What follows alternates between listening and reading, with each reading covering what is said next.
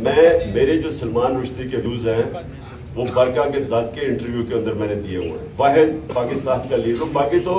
باقی تو ہمارے لیڈرز اس کے خلاف بات نہیں کرتے تھے کیونکہ مغرب میں اس کی بڑی سپورٹ تھی.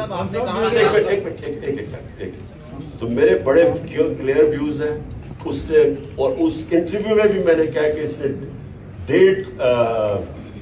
1.5 ارب مسلمانوں کی اس سے توہین کی.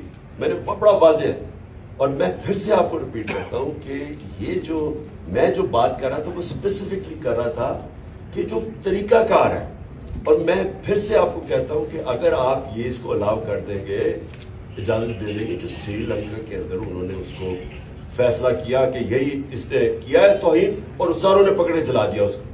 آپ کو اندازہ نہیں ہے کہ اس ملک کو کتنا نقصان ہوا. میں پرائم منسٹر تھا, باہر کے لیڈرز کے کالز آئے مجھے, جو لوگوں کا جو باہر کے پریس میں ہمارے کیس لکھا گیا. سو اس لیے جس وقت آپ وہ انڈورس کرتے ہیں نا, آپ دروازے کھول دیتے ہیں. کہیں بھی جا کے کوئی فیصلہ کرے جی فلاں نے توہین کیا اس کو مار دیں. اس کے میں صرف پروسیجر کے پوائنٹ تھا. سلمان رشدی میرے خیال میں بہت بڑا فتنہ تھا. میرے بڑے اس کے اوپر کلیئر ویوز ہیں. میں اس کو کہا کہ میں کبھی کسی فورم کے قریب ہم نہیں جانا چاہتے جدھر یہ فتنہ, جس کو پتا تھا کہ مسلمانوں کو ہوتے ہوئے اس سے تکلیف پہنچائی.